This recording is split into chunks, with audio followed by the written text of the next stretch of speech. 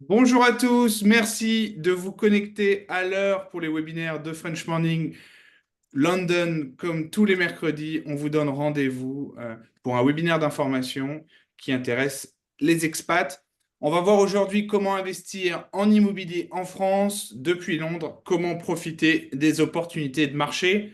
Je sais qu'il y a quelques personnes aussi qui sont un peu partout en Europe, donc si voilà, on va aussi parler à tous les Européens, donc restez connectés avec nous. Nos experts aujourd'hui, c'est Jean-François Charrier, directeur général de chez Accipit Real Estate Partners, avec Jean-Christophe Boisdin, conseil en gestion de patrimoine depuis plus de 20 ans avec le groupe Saro. Au programme de ce webinaire, on va faire un point sur le marché immobilier en France. On va investir en France depuis, voir comment on peut investir en France depuis le Royaume-Uni. Et on va surtout parler des solutions d'investissement, fonds value add et la SCPI Accipit. Donc, n'hésitez pas à tout de suite déjà poser vos questions. Vous savez que on veut toujours donner un petit peu de contexte au début, donc on va partager notre écran. Je pense que Jean-Christophe va partager son écran et nous donner un maximum d'informations. Mais dès qu'on a fini avec la présentation, l'idée c'est d'échanger. Vous pouvez lever la main. Vous en faites pas, votre webcam va pas s'afficher. On aura juste votre voix. C'est toujours sympa de vous entendre en direct.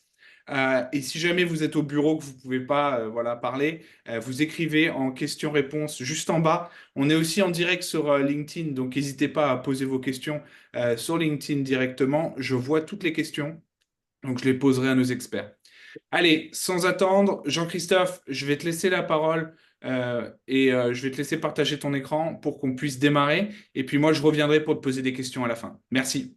Parfait, merci. On va démarrer tout de suite. Donc, je vous partage mon écran et la présentation de la gestion privée en France et au Royaume-Uni. Alors, je m'adresse plus particulièrement aux Français qui sont expatriés au Royaume-Uni. En gestion de patrimoine, en fait, l'idée, c'est de vous apporter les meilleures stratégies, les meilleures solutions pour votre gestion, y compris pendant votre expatriation. Donc, l'idée, on n'arrivera peut-être pas aujourd'hui à répondre à toutes les questions, s'il y a des questions très techniques ou très fiscales, par exemple, mais sachez qu'après, vous avez nos coordonnées et on peut se recontacter facilement pour essayer de vous accompagner au maximum dans votre expatriation, dans votre gestion.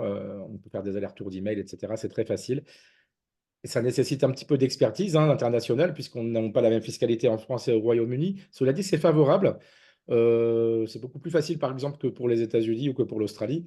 En Europe et au Royaume-Uni, on peut facilement investir pour préparer, par exemple, sa retraite en France ou gérer au mieux, en tout cas, ses actifs en France. Lorsqu'on veut faire particulièrement aujourd'hui, on va se focaliser sur de l'immobilier. Parce que vous avez différentes solutions pour les expatriés, vous avez de la SCPI, c'est de l'immobilier, vous avez des obligations immobilières. Je vais vous citer comme ça des exemples d'investissements que vous pouvez faire en tant qu'expatrié au Royaume-Uni, depuis vos comptes français ou en euros, depuis vos comptes au Royaume-Uni.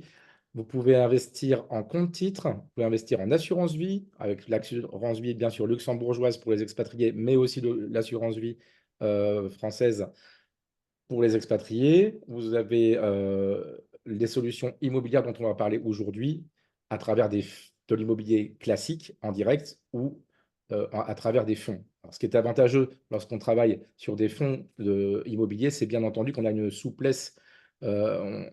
Vous pouvez investir à partir de 10 000, 20 000, 50 000 euros. Vous n'êtes pas obligé de mettre tout de suite 200 000 euros ou 250 000 euros ou 300 000 euros dans un appartement ou dans l'achat d'un immeuble. Donc, je passe rapidement sur les différentes solutions, encore une fois à votre disposition si vous souhaitez approfondir par la suite. Et donc, Jean-François Charrier de Accipit nous présentera des illustrations concrètes, justement, d'une société de gestion comme la sienne qui développe des fonds dans l'immobilier. Alors, je voudrais juste vous montrer une stratégie qui est très puissante, l'utilisation de la SCPI. Lorsqu'on est à l'étranger, ben, c'est facile parce que c'est de l'immobilier et donc on n'a pas de double imposition grâce à la convention avec la France, la convention fiscale. On peut investir dans des SCPI. Je vais vous illustrer le schéma. C'est quoi une SCPI? C'est une société civile en placement immobilier. Alors, je ne sais pas si les gens voient ma petite souris là, mais je pense que oui, comme on est en partage d'écran. Ouais, on la voit très bien. Voilà. Donc, en fait, vous avez l'autorité des marchés financiers qui contrôle, qui régule le marché des SCPI en France. Donc, c'est très protecteur pour l'investisseur que vous êtes et que nous sommes. On investit, donc j'investis dans des immeubles de bureaux, des immeubles d'activité, des immeubles de résidence, de logistique, de commerce. La SCPI peut être diversifiée comme ça, dans différentes activités. L'important de comprendre, c'est que il est préférable qu'elle soit bien sûr diversifiée, cette SCPI, parce que vous allez toucher des loyers d'entreprises qui sont donc locataires dans des immeubles ou dans des zones d'activité. Ces SCPI qu'on appelle de rendement, eh bien, vous allez investir une partie de votre patrimoine dedans, de vos placements, et vous allez toucher des loyers nets de la gestion.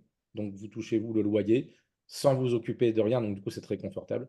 C'est la société de gestion ici qui est contrôlée encore une fois par l'AMF, qui est réglementée, que nous, on connaît bien sûr, parce qu'on sélectionne les sociétés de gestion avec lesquelles on travaille hein, en conseil en gestion de patrimoine. Là, je vous les illustre juste aujourd'hui, je vous montre le fonctionnement.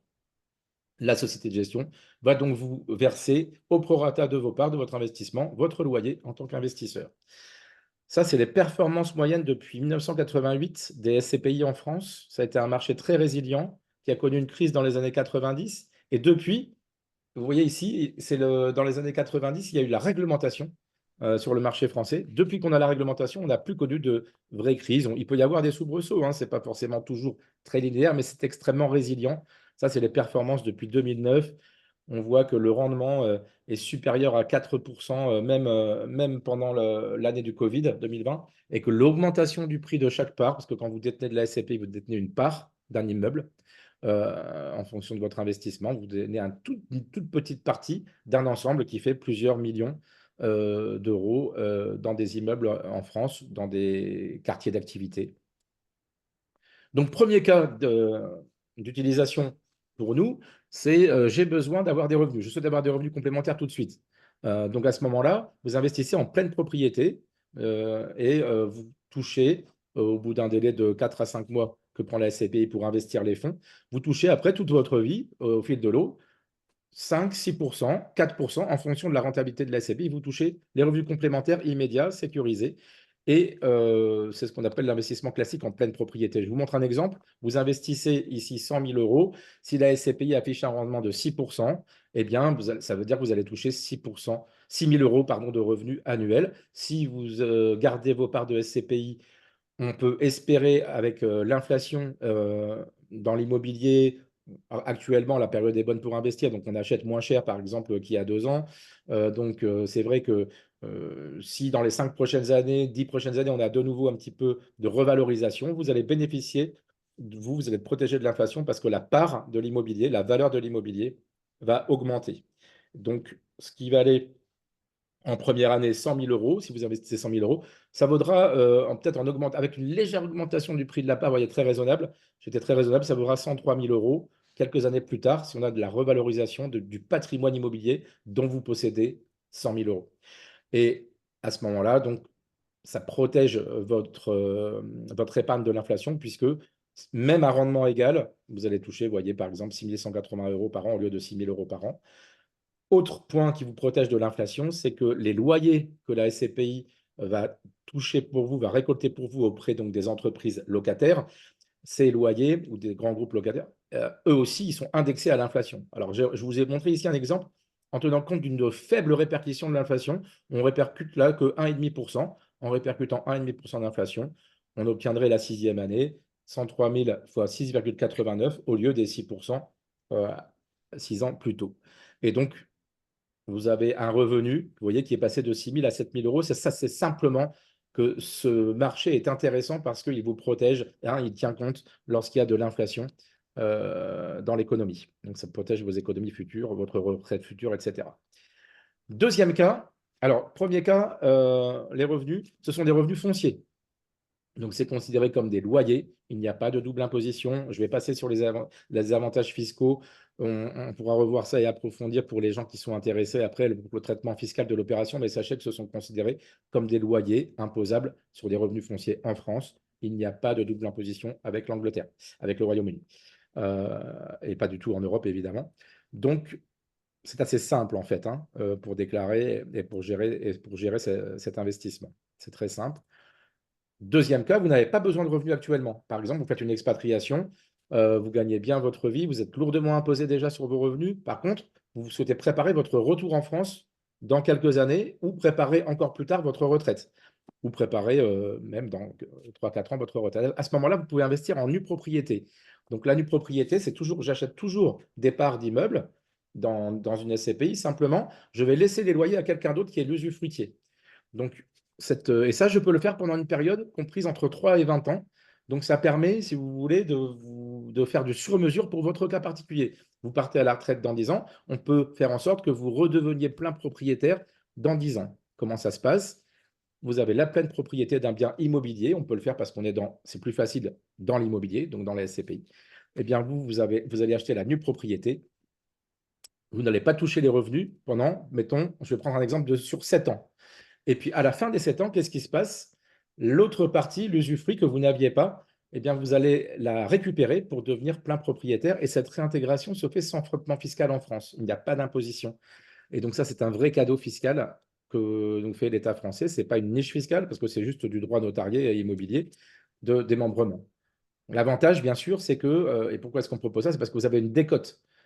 Sur 5 ans, vous allez acheter peut-être 78% du prix. Sur 10 ans, 60 et quelques pourcents du prix, ce qui vaut normalement 100% en pleine propriété. L'avantage de cette décote, si vous n'avez pas besoin de revenus pendant la période, je vous montre ici un barème. Par exemple, sur 7 ans, vous achetez à 72,5. Là, dans l'Exa, c'est un exemple de démembrement. C'est le même démembrement pour tous les associés, tous les souscripteurs de la SCPI. Et donc, vous allez gagner à la fin des 7 ans les 27,5% de l'usufruitier que vous n'avez pas payé, vous, au début. Donc, vous allez acheter 72,5, ce qui vaut 100. Alors, ce qui est avantageux également en termes de fiscalité, c'est que bien évidemment, et en termes de déclaration, c'est très simple. Pendant 5 ans, pendant 7 ans, tant que vous ne touchez pas les revenus, il n'y a pas de déclaration spécifique, si ce n'est on déclare qu'on détient les parts. Vous êtes propriété, vous avez la propriété de vos parts, vous êtes nu propriétaire. Mais il n'y a pas de déclaration de revenus, vous ne touchez pas de revenus. Donc ça, c'est très simple. À la sortie du dispositif, lorsque vous le décidez, en fait, vous pouvez conserver la pleine propriété des parts et toucher les revenus. Vous pouvez, je regarde l'heure, vous pouvez revendre les parts et disposer d'un capital qui aura été protégé contre l'inflation, comme on l'a vu. À ce moment-là, vous récupérez tout votre capital. Vous ne toucherez pas les revenus, mais vous en ferez autre chose si vous avez besoin du capital. Et vous pouvez aussi décider d'optimiser votre transmission de patrimoine si vous avez des enfants, si vous souhaitez préparer une transmission pour faire des économies de frais de succession à votre famille, eh bien, on peut tout à fait optimiser la transmission du patrimoine en continuant à toucher vos revenus. Donc, ça, c'est le schéma le plus puissant, c'est celui-ci. C'est ce que j'appelle le schéma à 3 étages, les 3 étages de la fusée. Je vais vous le montrer. Les 3 étages de la fusée, c'est premier étage, nue propriété pendant quelques années. Deuxième étage, vous touchez les revenus pour votre retraite, par exemple, pendant les 10 premières années de votre retraite aussi. Et dernier étage de la fusée, troisième étage, vous faites des donations, vous gardez-vous l'usufruit, donc vous gardez les revenus à vie pour votre retraite complémentaire ou votre dépendance future, etc. Vous avez des revenus qui tomberont toute votre vie. Par contre, vous allez faire la donation en nue propriété à vos enfants. Et à ce moment-là, évidemment, on va faire de grosses économies pour votre transmission patrimoniale. Je vous montre un exemple chiffré sur 100 000 euros investis 7 ans plus tard. Au lieu de toucher 5 ou 6% de gains, finalement, vous touchez 7%, vous êtes à 7 000 euros. Ça, c'est l'écart entre le prix de souscription en nue propriété et la valeur en pleine propriété d'une SCPI. Voilà, donc pour les avantages de la SCPI. Ensuite, il y a d'autres investissements que vous pouvez faire dans l'immobilier à travers d'autres types de fonds. Je vais laisser la parole à Jean-François Charrier et puis je serai à votre disposition s'il y a des questions pour revenir sur d'autres types de précisions. Voilà pour ce qui est de la SCPI. Je voulais vous montrer un exemple concret sur quelque chose qui est simple. Et en plus, Jean-François Charrier va nous montrer. Après, bien sûr, il faut avoir les supports d'investissement.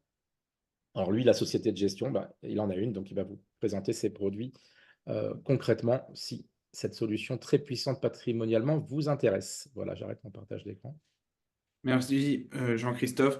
Je remettrai aussi dans le chat tous les contacts de nos intervenants d'aujourd'hui. Donc, si vous souhaitez les contacter, vous aurez les liens. Jean-François, je te laisse partager ton écran et puis on va pouvoir y aller. Merci Jean-Christophe, monsieur Romain. je partage. Voilà. Alors, on va rentrer dans le moteur, si j'ose dire, en parlant effectivement des solutions qui sont possibles à l'investissement. Vous verrez qu'elles sont assez différenciantes et surtout, elles permettent de répondre à différents objectifs, que ce soit du revenu, comme l'a dit Jean-Christophe, ou des solutions un petit peu plus orientées sur la plus-value. Je voudrais juste, avant de vous parler des produits, vous toucher deux mots sur la société Accipit Real Estate Partners, parce que j'imagine que peu d'entre vous, voire personne d'ailleurs, ne connaît cette société, mais l'important est de savoir d'où nous venons et surtout comment nous travaillons pour que ça puisse vous donner peut-être un peu plus de possibilités de réflexion. Voilà, nous sommes une société de gestion qui a été créée récemment, puisqu'elle date de 2020. Nous avons obtenu l'agrément AMF en 2021.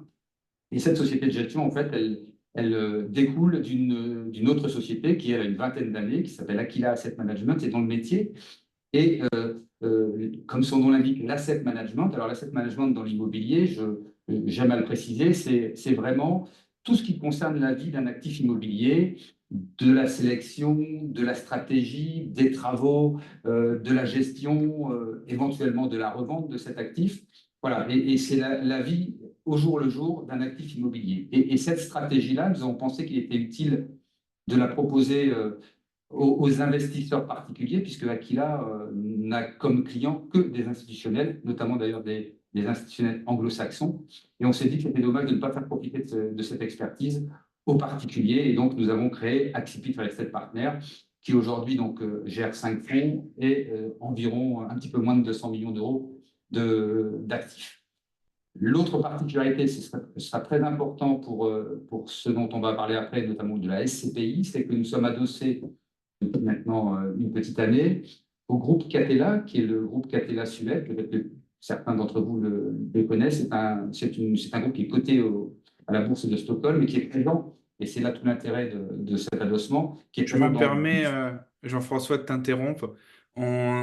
Catella, pour ceux qui suivent les webinaires de French Morning, Catella intervient une fois par an sur la nue propriété chez nous. Donc, il y a peut-être quelques personnes dans l'audience qui connaissent Catella. Voilà. Et alors, je rajoute juste que le Catella dont vous parlez, c'est Catella France, qui est donc une partie du groupe Catella suédois, puisque effectivement, Catella est présent dans 12 pays européens, dans 36 bureaux. Et l'avantage pour nous de travailler avec Catella, bien évidemment, c'est de pouvoir avoir des interlocuteurs locaux pour pouvoir éventuellement sourcer des actifs en Allemagne, en Angleterre, en Espagne ou que sais-je. Donc, c'est vraiment très important dans la perspective d'investir sur un produit qui soit pan-européen et qui puisse se positionner sur l'ensemble des secteurs immobiliers européens, parce que l'immobilier a comme particularité d'avoir des cycles complètement différents suivant les pays. Et donc, il est toujours intéressant de pouvoir se positionner sur un secteur où le marché a corrigé et de ne pas avoir partout la même perspective. Je passe tout ça parce que c'est les personnes qui constituent cette équipe. Ça, c'est l'équipe d'Accipit, les gens qui pourraient éventuellement répondre à vos questions si vous en aviez. Voilà. Juste pour finir sur notre groupe, vous présenter notre flagship. L'opération emblématique de notre groupe, c'est l'Apple Store des Champs-Élysées. Je ne sais pas si certains d'entre vous se sont promenés sur les Champs-Élysées ces derniers temps et sont rentrés dans l'Apple Store, mais si ce n'est pas le cas, je vous invite à le faire. Une opération qui est assez emblématique parce que tout y est, j'allais dire, dans cette opération. Pour faire simple, c'est un actif qui appartenait à une famille qui souhaitait rationaliser, dynamiser, améliorer l'actif en question. Et ils ont lancé un appel d'offres auprès de différentes sociétés d'asset management. C'est Aquila qui a remporté l'appel d'offres avec une proposition somme toute assez simple, puisque nous avons proposé de transformer cet actif qui était multilocataire en monolocataire, aller chercher un locataire internationalement connu et de mettre l'actif suivant son cahier des charges en fonction de ses besoins, de ses desiderata. Nous sommes allés chercher Apple, donc c'est sympathique comme locataire. Et puis on a travaillé sur l'actif, qui est un actif qui est classé au bâtiment de France, et donc on a dû travailler sur les ouvertures. On a, comme vous pouvez le voir, fermé complètement la cour intérieure, puisque c'est un immeuble qui est en V, dans lequel il y avait une cour à l'intérieur que l'on a donc vitrée pour agrandir l'espace commercial. Et puis, on a travaillé sur les coursives, etc. Enfin, c'est un travail magnifique. Et l'opération s'est conclue par une revente de l'actif à 600 millions d'euros, qui avait été acheté 5 ans plus tôt à 100 millions d'euros par la famille en question. Et le loyer a été multiplié par 3. Si je vous parle de ça, c'est évidemment une opération emblématique, on ne fera pas tous les jours, mais c'est exactement cette stratégie-là qu'on va intégrer dans les fonds que nous allons proposer à nos partenaires CGP, qui eux-mêmes le proposeront à leurs clients. Donc, c'est vraiment adapter l'actif aux besoins ou du locataire ou du marché, faire en sorte que l'on puisse améliorer cet actif dans le temps pour qu'il ne perde pas de sa valeur et au contraire, évidemment, qu'il en gagne. Voilà notre métier. C'est une autre opération également intéressante, puisque c'est au pied de Montmartre, de la ville de Montmartre. Et c'est la cité Yves-Klein.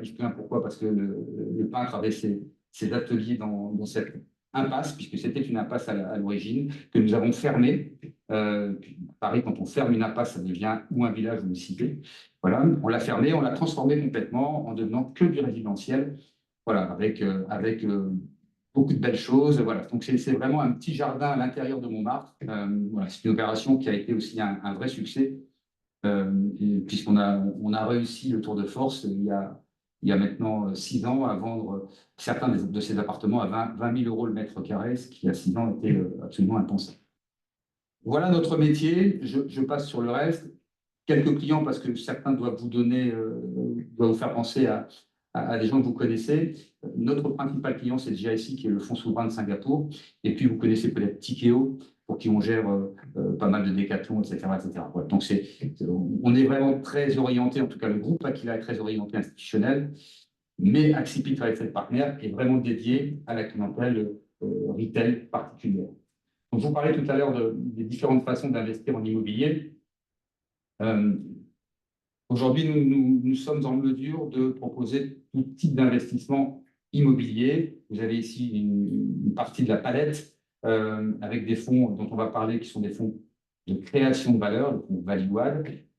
Vous avez le fonds Resicor, qui est une commande d'un de nos clients qui souhaitait avoir un fonds très spécifique avec son cahier des charges, ce que nous avons fait. Et puis, on parlera, pour finir rapidement, de la SCPI, puisque c'est un produit qui est beaucoup plus abordable, j'allais dire, que les autres produits qui sont des produits avec des montants de souscription qui sont un peu plus importants. Voilà, je vous disais tout à l'heure, l'appel sort des Champs-Élysées, c'est exactement le type de produit que nous allons mettre dans nos fonds Value Add. Voilà un autre exemple qui, lui, pour le coup, fait partie d'un de nos fonds Value Add. C'est un immeuble qui se situe à Butte-Wagram, qui a été acheté à la caisse de retraite des notaires, qui était un immeuble qui n'avait pas été très, très bien suivi, puisque ça faisait à peu près une vingtaine d'années que rien n'avait été fait dans l'immeuble. Et donc, on a profité de l'occasion, évidemment, pour faire une offre d'achat en bloc de l'ensemble de l'actif, d'accord, pour pouvoir le transformer, le mettre au bout du jour. Et aujourd'hui, nous revendons appartement par appartement cet actif. Donc, la performance du fonds, elle se situe dans l'acquisition d'un actif en bloc. Donc, forcément, quand vous achetez l'actif en bloc, le prix est moindre.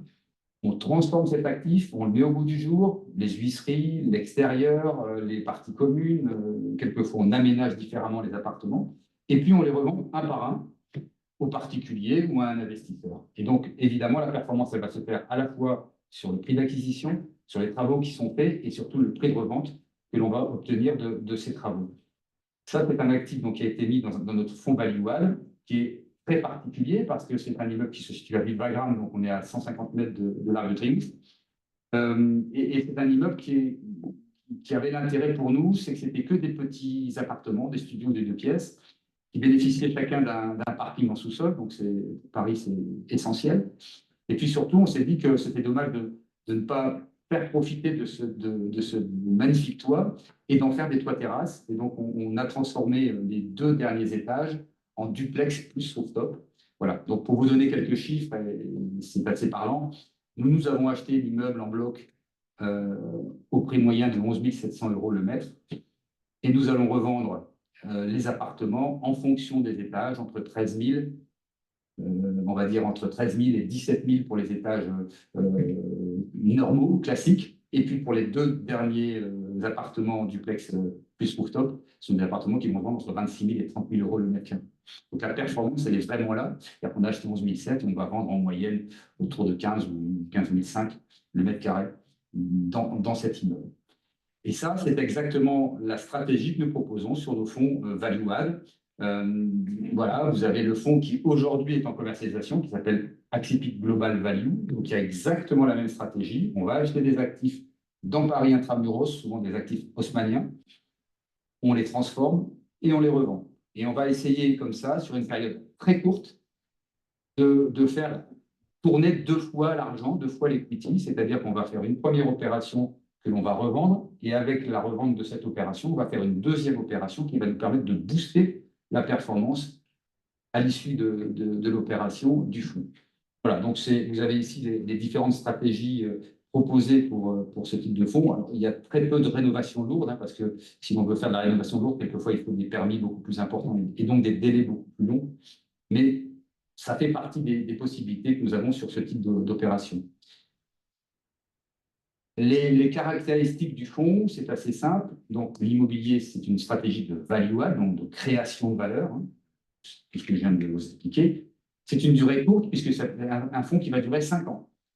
Régulièrement, quand on fait de l'immobilier, on est sur des périodes plutôt longues, hein, 10 ans, 12 ans, 15 ans, 20 ans quelquefois. Là, on est sur des périodes très courtes, avec une possibilité de prolongation d'1 année, et avec une fiscalité très avantageuse. Alors, encore une fois, la fiscalité pour les expats n'est peut-être pas tout à fait la même, mais globalement, comme il n'y a pas d'impôt sur ce type d'opération, il ne devrait pas avoir beaucoup d'impôts sur les opérations pour les expats, puisque vous êtes exonéré de plus-value, c'est-à-dire que vous rentrez à 100 aujourd'hui, vous sortez à 150 dans 5 ans, il n'y a pas de plus-value à payer.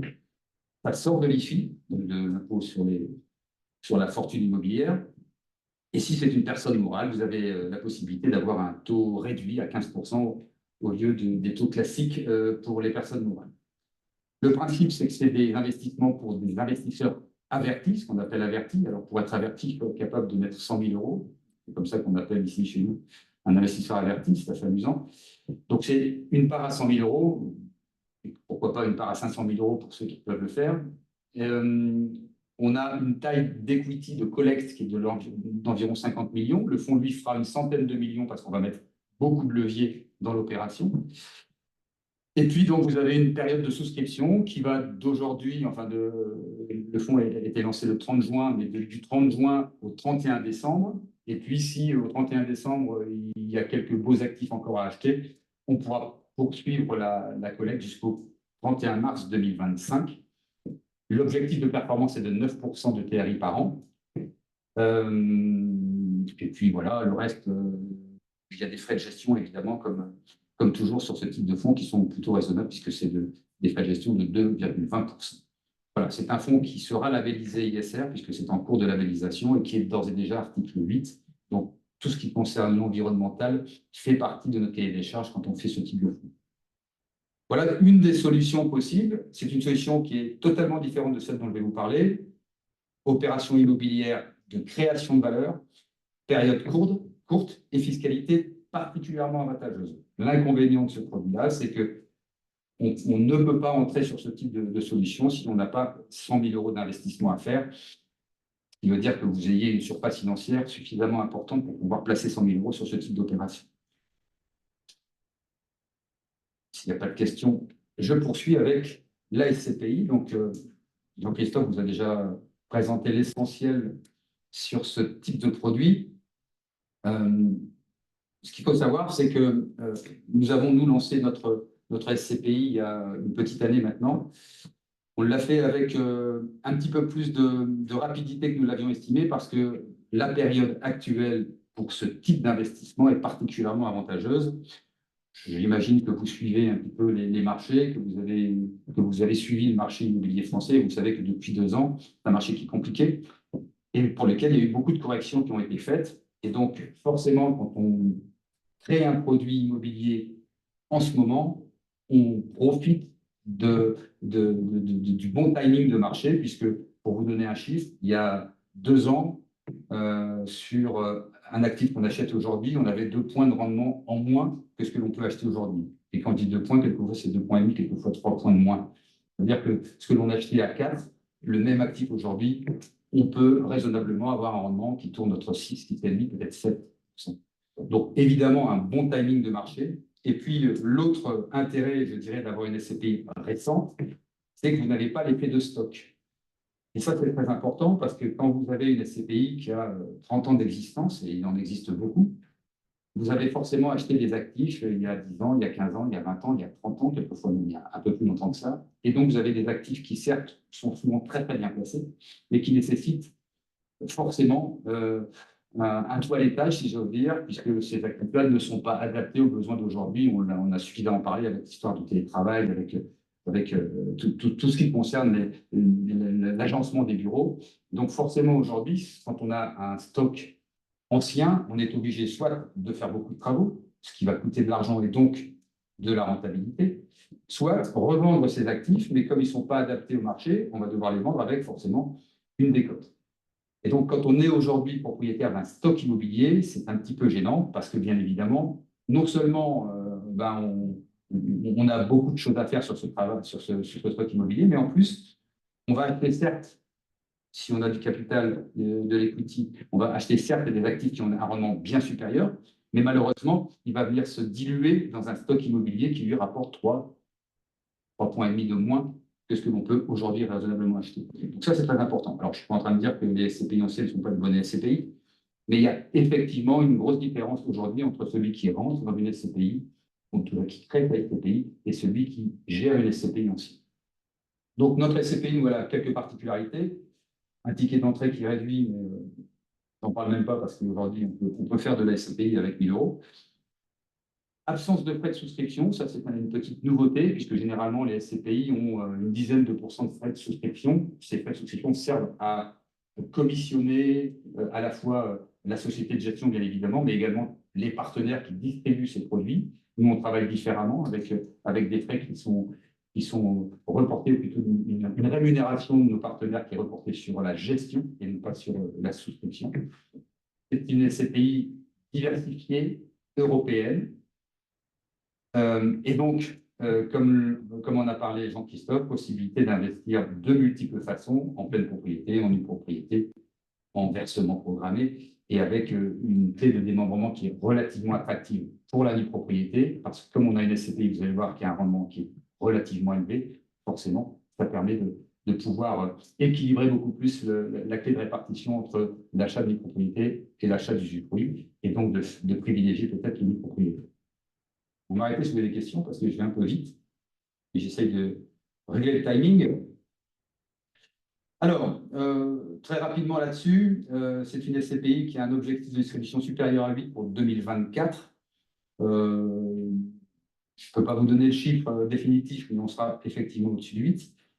Donc, ce qui est évidemment très intéressant par rapport à des SCPI plus anciennes, notamment. Un taux d'occupation financier de 100%, mais ça, j'allais dire, c'est normal puisqu'elle est récente, donc il serait dommage que nous n'ayons pas tous nos locataires à l'intérieur de nos actifs. Pas de frais de souscription. Un délai de jouissance de 4 mois. En 2 mots, le délai de jouissance, c'est quoi? C'est pour nous la protection des associés précédents. C'est-à-dire que quand on collecte des capitaux, si on distribue tout de suite du revenu aux nouveaux arrivants, on va forcément pénaliser les anciens associés parce qu'on n'a pas encore eu le temps d'acheter nos actifs. Donc, le fait d'avoir un délai de jouissance, en l'occurrence ici de 4 mois, ça nous permet d'acheter nos actifs et donc de ne pas pénaliser, de ne pas partager le gâteau en plus de personnes que précédemment. Donc, le délai de jouissance sert à ça essentiellement. Et l'autre intérêt du délai de jouissance, c'est qu'il va nous permettre de booster la performance aussi. C'est une distribution trimestrielle, alors quand on est en pleine propriété, bien évidemment, si on est en propriété, il n'y a pas de distribution.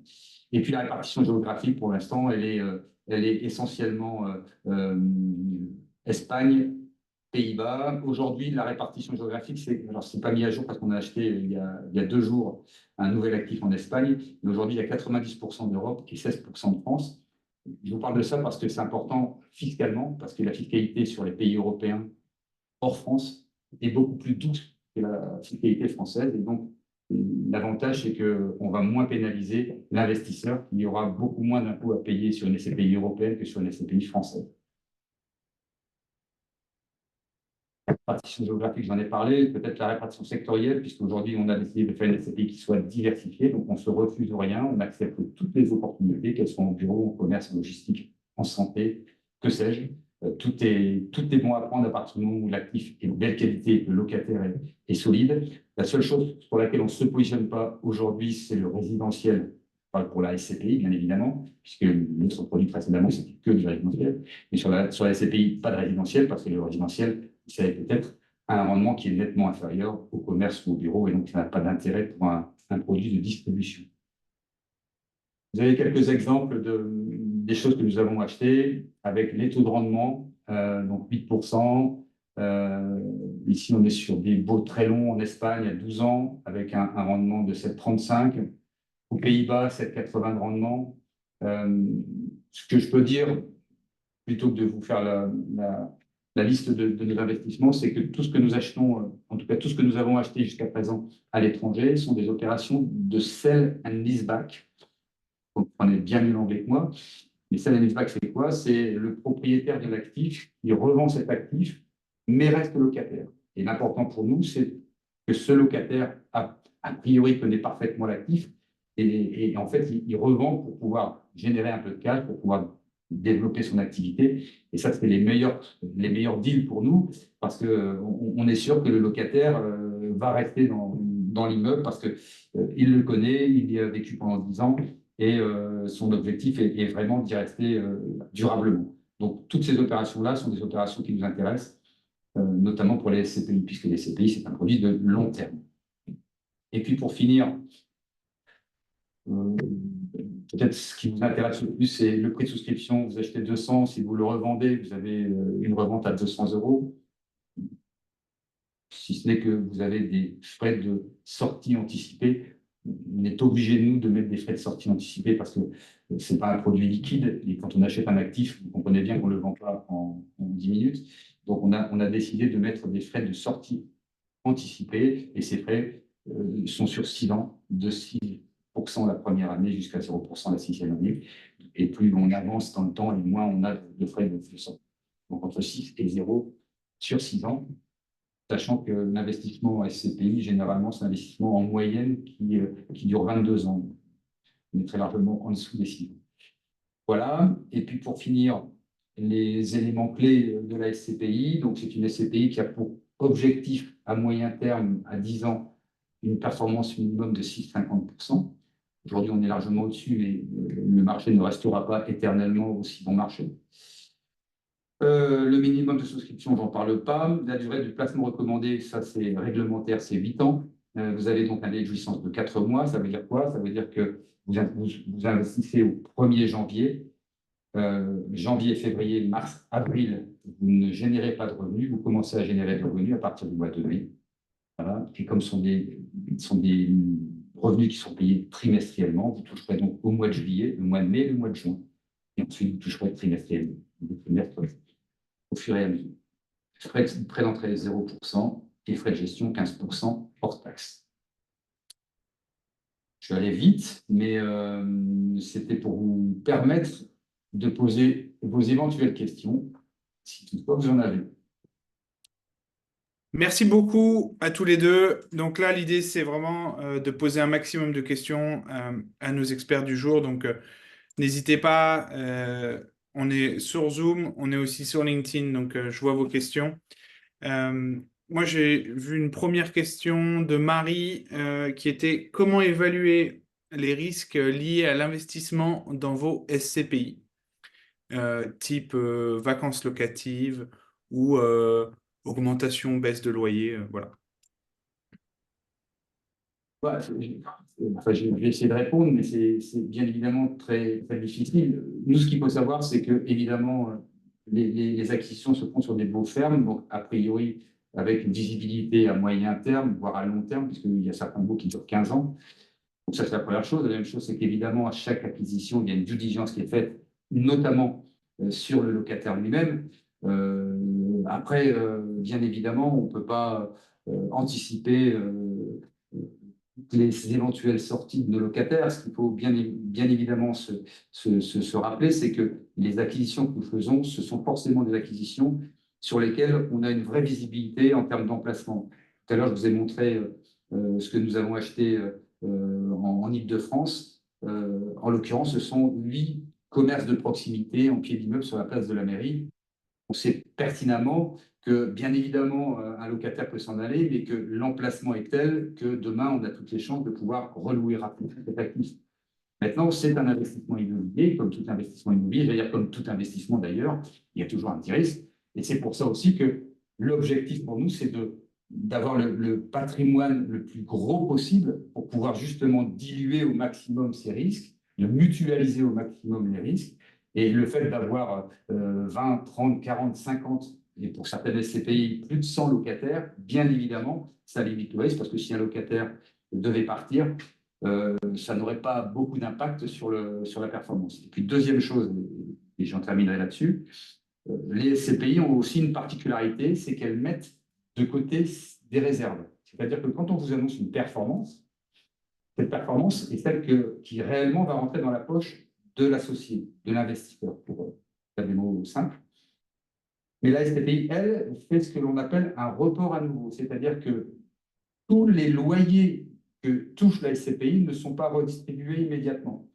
Il y a une partie de ces loyers qui est mis en réserve, qui va permettre, en cas de gros pépins, un gros locataire ou plusieurs locataires qui partiraient sans coup périr, permettrait de lisser la performance et d'utiliser cette réserve, cette poche, qui s'appelle donc le report à nouveau, et qui permet de lisser la performance dans le temps. Donc, il y a beaucoup de systèmes dans la SCPI qui permettent peut-être pas de garantir contre tous les risques, mais en tout cas au maximum de lisser les fluctuations. Jean-Christophe en parlait tout à l'heure sur son graphique. Il y a très peu de fluctuations sur les SCPI parce que les SCPI font des réserves. Quand elles font une vente d'un actif et qu'il y a de la plus-value, cette plus-value est mise en réserve. Elle peut être également utilisée en distribution si besoin, si la distribution devait diminuer. Donc, il y a plein de solutions qui permettent de garantir en tout cas une certaine régularité. Si j'ai répondu. Je peux ajouter peut-être un point, si on m'entend. Oui, parfaitement.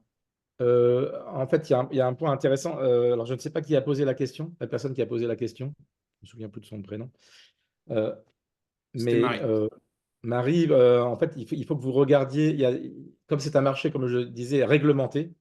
Donc, nous, ce qu'on fait, les cabinets de gestion de patrimoine, bien sûr qu'on fait des sélections drastiques lorsqu'on est en conseil, ce qui n'est pas le cas aujourd'hui. Aujourd'hui, on est en présentation globale, mais en gros, il y a quand même des règles.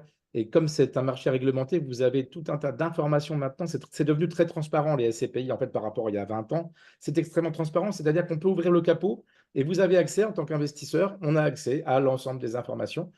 Je vais juste vous donner un point intéressant à regarder actuellement. Vous regardez le nombre de parts en attente pour une SCPI.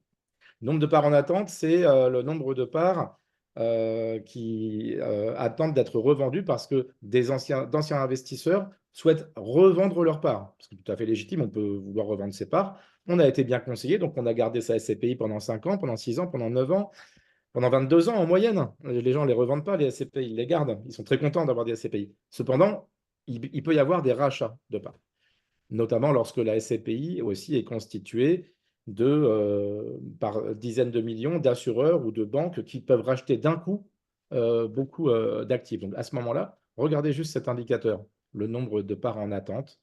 Et puis, s'il y a 0 part en attente, ben, tout va bien. S'il y a beaucoup de parts en attente, ça veut dire que la SCPI va peut-être devoir vendre des actifs, pas forcément au meilleur moment, donc pas au meilleur prix, parce que ce qu'elle rentre, elle, en collecte nouvelle, ne suffit plus à servir tout de suite les demandes de part. Voilà. Ce n'est qu'un exemple, mais on peut passer des heures pour affiner les discussions, hein, si on a été rapide au début. Et je pourrais aussi vous parler du financement de la SCPI si on a le temps avant la fin de la conférence. OK, parfait. Vous avez juste 2 documents, mais vous les trouvez sur Internet. Vous avez 2 documents qui vous permettent justement de suivre l'évolution du SCPI. C'est le bulletin trimestriel, puisque les investisseurs reçoivent tous les trimestres un bulletin trimestriel qui explique la vie de la SCPI pendant le trimestre. Et puis, vous avez un rapport annuel qui, lui, va vous expliquer tout ce qui s'est passé dans l'année avec le nom des locataires, les loyers payés, les loyers impayés, les ventes, etc. Donc, c'est vraiment, comme disait Jean-Christophe, un produit qui est particulièrement transparent et qui permet de se faire rapidement une idée de la qualité de la gestion de la société en question. Voilà. Ok. Si ça intéresse des gens, je peux aller chercher le bulletin trimestriel d'Axipit. Je peux le mettre dans le chat. Dites-moi si ça vous intéresse. Comme ça, je vais le chercher pour vous. On a une autre question. On a eu deux questions sur la fiscalité, mais je pense que Jean-Christophe, c'est quand même des choses assez spécifiques, assez cas par cas. C'est Absolument. souvent un peu le problème de la fiscalité. C'est que souvent, il faut, je pense, prendre un rendez-vous individuel pour vraiment voir quelle est la vraie réponse. Et puis, On répondra aux gens qui posent les questions ensuite en conseil personnalisé, mais pas lors d'une webconférence comme ça, mais on vous répondra, bien sûr. voilà. La seule chose qu'on peut peut-être dire, c'est que si on fait de la nue propriété, on est tranquille puisqu'il n'y a pas de fiscalité, il n'y a pas de revenus, il n'y a pas de distribution, il n'y a rien. Et donc, voilà, pour la partie nue propriété, c'est très facile. Il n'y a pas de revenus, donc il n'y a pas d'imposition. Il y en aura quand on C'est assez récupérera la simple. pleine propriété. Et c'est La nue assez simple aussi, propriété en n'est fait. pas une enveloppe fiscale, c'est ça en fait. Donc, Oui, oui, en fait, on divise, comme l'a dit Jean-Christophe, la pleine propriété entre usufruitier et nue propriétaire. Le nue propriétaire, il est propriétaire des parts, mais il ne touche aucun revenu. Donc, tant qu'il est en nue propriété, il n'y a pas de déclaration particulière, en dehors de déclarer qu'on a acheté de la nue propriété, mais il n'y a pas de déclaration puisqu'il n'y a pas de revenu. Voilà. C'est quand on récupérera la pleine propriété qu'éventuellement on aura des déclarations à faire. voilà.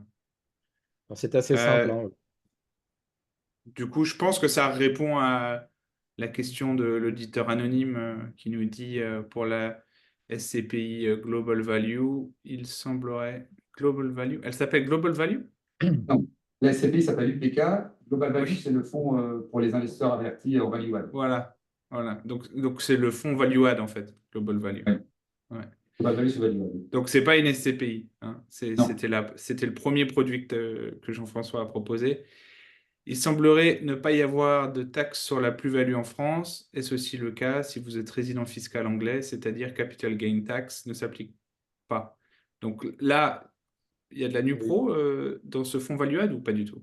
Non, là on est sur une opération immobilière classique. Donc, je ne préfère pas m'avancer sur la fiscalité pour un résident, enfin pour un expat anglais. Effectivement, pour le français, il n'y a pas de plus-value parce que l'enveloppe fiscale est faite de telle manière qu'il y a une plus-value. Je ne voudrais pas m'avancer pour un investisseur qui habiterait à Londres ou au Royaume-Uni, mais je pense qu'effectivement, comme l'a dit Jean-Christophe, lui comme moi, nous pouvons interroger nos fiscalistes et donner une réponse précise aux questions qui nous seraient posées. Voilà. Parfait. On avait une question de Gérard qui dit: je suis arrivé en retard, est-ce que vous pouvez reparler de la fréquence de distribution des dividendes? Alors, si c'est pour la SCPI, c'est facile, hein, on distribue des dividendes trimestriellement, d'accord, à partir du moment où le délai de jouissance est passé, hein. Donc, c'est trimestriel civil à terme échu. Donc, on distribue, on va dire, en avril pour le trimestre janvier-mars, en avril, mai, juin, en juillet pour le suivant, etc., etc. Donc, on paye à terme échu le trimestre civil précédent. Voilà. Parfait. Sur Global Value, parce que je ne sais pas pour quel produit on parlait, sur Global Value, il n'y a pas de distribution puisque c'est de la création de valeur. Donc là, on ne donne pas de revenus, on crée de la valeur en transformant les actifs. Alors, will this webinar be recorded? Yes, it will. Every single webinar of French Morning is recorded. So I'll just answer in English since you asked the question in English. It's very easy et c'est très simple pour tous les gens qui m'écrivent. Tous les webinaires de French Morning. Donc, notre homepage, c'est london.frenchmorning.com. Vous allez tout en bas de la homepage, vous cliquez sur webinaire et là, vous retrouvez tous les replays. So, everything's here. you can easily access any replay you wish to look at. It's right here. All right. So I hope it answers the question. Et Jean-Christophe, tu voulais parler financement un petit peu? Alors, en fait, oui, il y a une spécificité, puisqu'on je vois qu'il nous reste quelques minutes, on peut peut-être parler de ça. C'est un intérêt, et pas des moindres, de l'immobilier. C'est qu'on peut faire de l'immobilier sans en avoir l'argent, sans en avoir les disponibilités immédiates, à travers du crédit. Les banquiers, les financeurs acceptent de financer des parts de SCPI à crédit ou de l'investissement. C'est plus facile sur les parts de SCPI, hein, là, je parle en l'occurrence, à crédit. Donc, comment faire? Eh bien, par exemple, si vous vous êtes installé au Royaume-Uni, vous avez peut-être des placements en assurance vie, soit au Royaume-Uni, soit en France. On peut ouvrir un contrat d'assurance vie éligible en France avec vos placements. Vous en avez peut-être déjà aux États-Unis. À ce moment-là, vous n'êtes pas obligé de vous en séparer. On peut s'en servir de collatéral et obtenir, en mettant en garantie un contrat de placement, on va vous obtenir une ligne de financement. Et donc, l'intérêt n'est pas des moindres parce que vous avez aussi un avantage fiscal. Lorsqu'on fait la déclaration fiscale, les intérêts de cet emprunt vont être déductibles des revenus fonciers. Donc, en fait, on va avoir un avantage fiscal aussi à faire l'opération à crédit, en plus, bien sûr, de l'effet de levier qu'on peut apporter si on emprunte à des taux, mettons, entre 3 et 4% actuellement, et que et les taux devraient baisser l'année prochaine, et que vous avez une SCPI qui rapporte plus de 5,5-6%. Vous avez un effet de levier sur le crédit qui n'est pas négligeable. Donc, sachez que tous les placements, bien évidemment, n'ont pas cet effet de levier. Et puis, je voulais aussi vous parler d'un point, s'il n'y a pas beaucoup d'autres questions. Je peux aussi parler un petit peu de l'assurance vie pour les Français vivant au Royaume-Uni. C'est vrai que c'est un outil un peu à tout faire, hein. C'est le couteau suisse des placements. On peut donc utiliser des placements en assurance vie lorsqu'on est expatrié au Royaume-Uni. Et à partir de là, ça servira pour plusieurs choses. Et vous aurez, on peut s'en servir effectivement pour réinvestir en SCPI. Vous avez vu que c'est les fonds qui sont chez Lombard au Luxembourg, le fonds de Jean-François.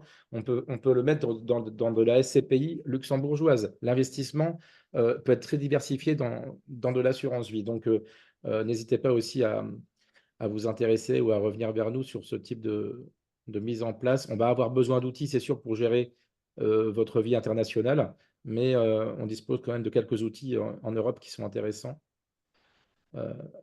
et sur lesquels vous pouvez optimiser votre acquisition de SCPI notamment. Parfait. On a reçu une question sur LinkedIn de Frédéric. Quel est l'âge moyen des immeubles détenus par la SCPI? Alors, on en a un petit peu parlé quand j'ai présenté les intérêts d'une SCPI récente. Forcément, quand on parle de la nôtre, UPK, on est sur des immeubles qui sont très récents, puisque la SCPI a été créée il y a une année, et que l'objectif étant de faire de la distribution, au contraire de nos fonds value-add, on cherche des actifs qui sont en très belle qualité. Les fonds value-add, on va rechercher des actifs abîmés pour pouvoir les transformer sur de la SCPI. Comme on veut distribuer du revenu au maximum, on essaye de se positionner sur des actifs qui sont récents. Pratiquement la totalité des actifs que nous avons achetés depuis le lancement sont des actifs qui sont encore sous décennale, donc qui sont en parfait état. Maintenant, effectivement, c'est une bonne question parce que quand vous avez une SCPI historique, et il y en a quelques-unes, vous avez forcément des actifs qui sont beaucoup plus anciens et sur lesquels, comme je le disais tout à l'heure, il va falloir prendre des décisions, soit d'arbitrer l'actif, enfin, le revendre, paraît simplement, soit d'y faire des travaux et donc forcément de pénaliser la performance puisque c'est autant de revenus qui ne sont pas distribués.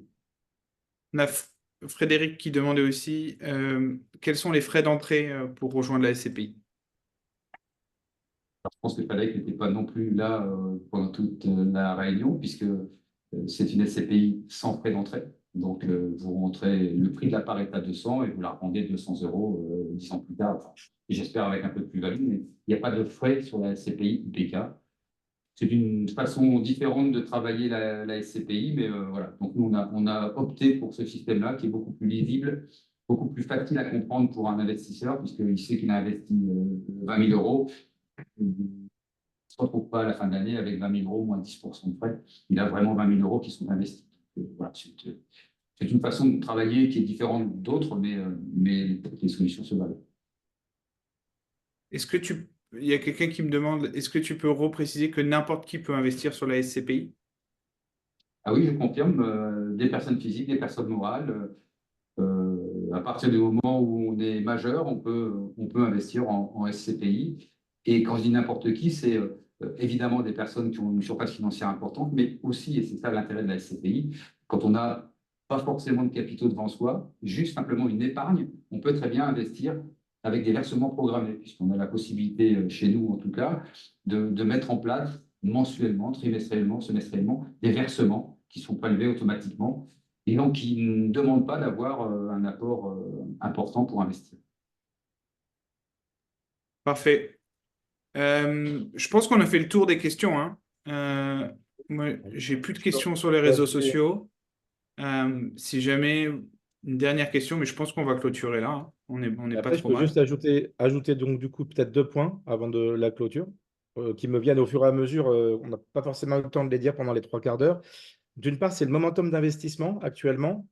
C'est vrai que par rapport à l'analyse globale du marché, on peut se dire que ce qui est acheté en général actuellement coûte probablement moins cher que ce que ça coûtera fin 2025 lorsque les taux d'intérêt auront baissé d'1%. Ça, c'est l'analyse globale.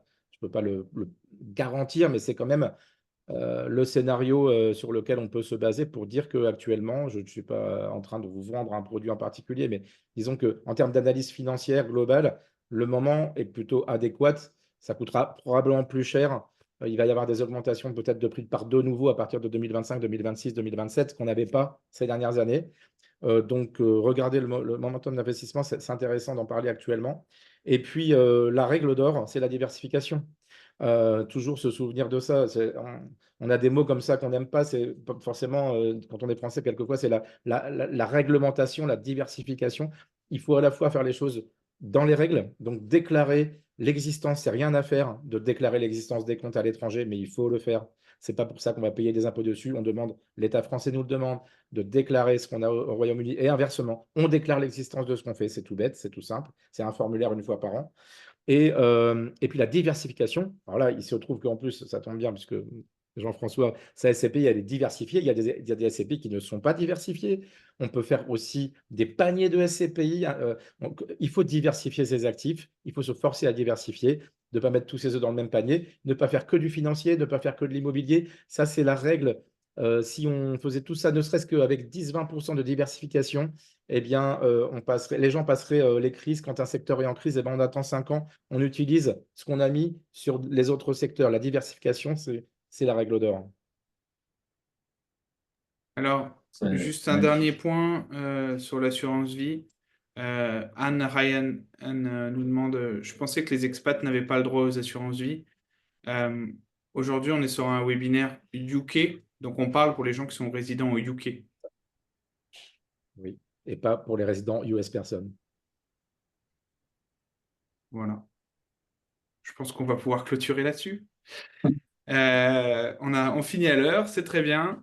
Si vous avez d'autres questions, eh ben, j'ai mis l'adresse mail de Jean-François et de Jean-Christophe dans le chat, donc n'hésitez pas. Je les mettrai aussi en commentaire sur LinkedIn, YouTube et Facebook pour les replays. J'ai plus qu'à vous dire merci à tous les deux. Rendez-vous la semaine prochaine. On va parler immobilier à Los Angeles la semaine prochaine. Donc voilà, pour ceux que ça intéresse. Merci encore. Bonne journée, où que Merci. vous soyez dans le Au revoir. monde. Bon Merci après-midi. beaucoup. Au Merci, revoir. bonne journée. Au revoir.